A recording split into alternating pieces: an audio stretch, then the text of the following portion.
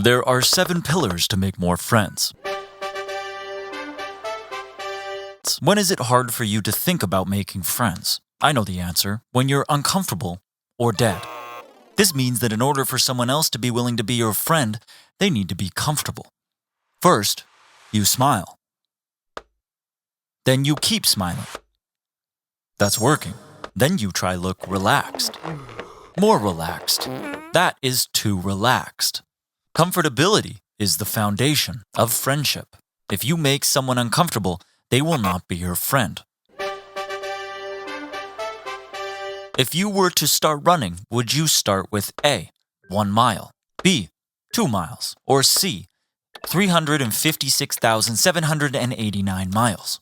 If you chose C, you are going to die. You cannot start a habit of running with that many miles, so you also can't start a friendship by asking them the deepest question possible. Hey, what's your name? Andrew. And yours? Stephen. So what role do you think you played in your parents' divorce? Friendship over. You must start with small talk. Start the conversation with something you share, like the immediate area you're in. If you're at an event, talk about the event. Man, that last speaker was interesting. What did you think? If you're at a cafe, talk about the inevitable Taylor Swift album playing in the background.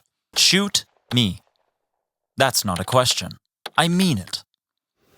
Keep it light. Keep the questions non-invasive. This helps the other person relax. Remember that they may be just as nervous as you are, or even more. If you have a calming presence, they will associate your company with pleasant memories, and you are on your way to making a new friend. Show genuine interest. You cannot pretend to be interested. People will know you are not a good actor. If you are interested, people will be more inclined to share. I'm interested in what you have to say. Then I will keep saying things until you are not.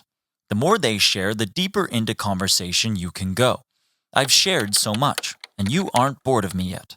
I feel like I can now try to share deeper things without fear of being judged. The deeper into conversation you go, the more likely it is you make a long-lasting connection. We should kiss on the lips. What? People become your friend because they see value in being your friend. Part of that value comes from being able to share openly and trust that you will actually be interested in what they are saying. You start this by asking open-ended questions. These are questions that don't have a simple yes or no answer. Questions like, what do you do for fun? Are open-ended. The answer can be many different things that leads to more conversation. Questions like, do you like to go rock climbing? Are stupid. Get down from there. These questions are yes or no. They often lead to boring and stale conversation. Keep all of your questions open-ended so you can slowly build an interesting conversation. To build this interesting conversation, you must first ask good questions. If you ask, what do you do for fun? And they answer that, I love to cook. I've cooked for a long time.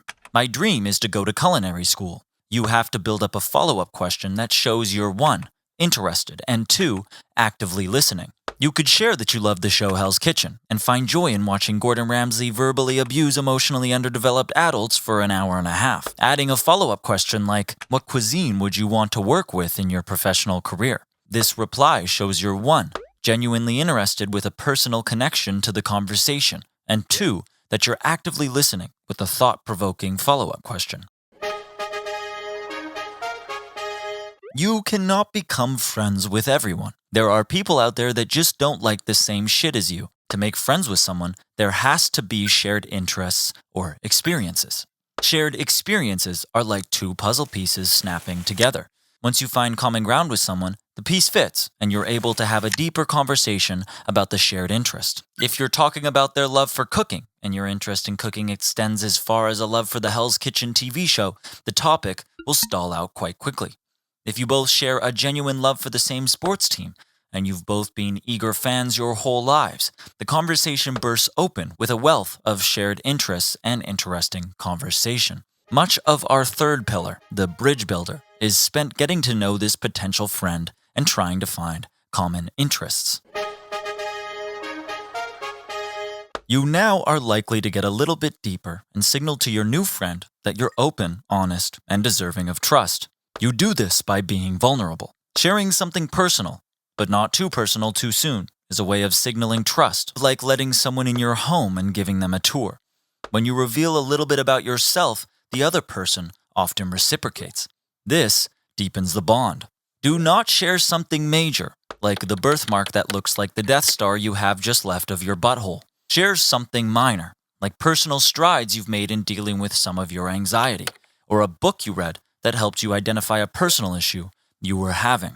In this way, you open the door to your heart slightly, just enough for the other person to peek in and feel invited to share something in return. As the friendship develops and more is shared, both of you will be inclined to open up more. You will begin sharing deeper thoughts, emotions, or personal experiences. It's like letting a visitor into different rooms of your home. First the living room, then the kitchen, and eventually more private spaces. This is all through the development of trust. It is oh so easy to break this trust by sharing this information with someone else.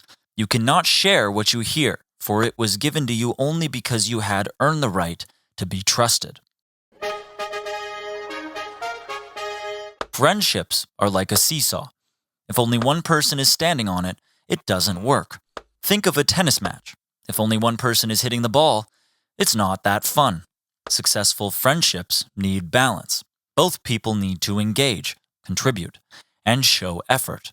If they're being enthusiastic and friendly, respond in kind. If they're more reserved, it's okay to tone things down. You must also be inquisitive about their feelings. If they are normally energetic and today come to you more reserved, you must be sensitive to these emotions so you can check in on your friends when they may need your support.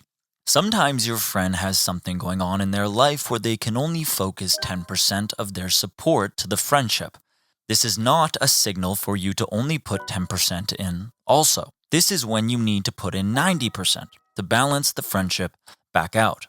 A good friendship requires 100% effort between two people. A good friend would also do the same for you if you could only contribute 10% of your support into the friendship. A friend is someone you can lean on when life hits you.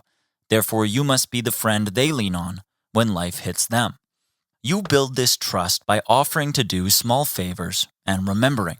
Doing little things like grabbing coffee or remembering something they mentioned earlier shows you care and are invested in the relationship. The more small things you do for each other, the more trust you build in knowing that the other person will be there for you in times of need. A best friend is the person you think to call when shit hits the fan. You must be trusted enough to receive that phone call. Friendship is not a one-time thing. You can't do all of these steps in a single day. Starting the day as strangers and ending the day as best friends. Friendship is like any other human endeavor. Consistency is the measurement of success. You must stay consistent in showing up for your friend. Stay consistent in your interest in their life. Stay consistent in your ability to maintain their trust and keep their secrets close to your heart. It's in the repeated proving of your ability to do these things that real friendship is created. Friendship that can turn into brotherhood or sisterhood. It's in this consistency that friends turn into your family. You must make being a good friend your most important habit. All of these pillars do not matter if you only do them sometimes, for then it seems performative and fake. You need to make being a good friend part of your identity. If it's a cornerstone of who you are, you will never falter in your ability to uphold your values of being the positive part of any friendship you're involved in. If you forget what I say in this video, you may fail. So rewatch this video and make personal examples of how you would implement each pillar. Take notes so you can properly implement them in your day-to-day life. Let's become better humans together.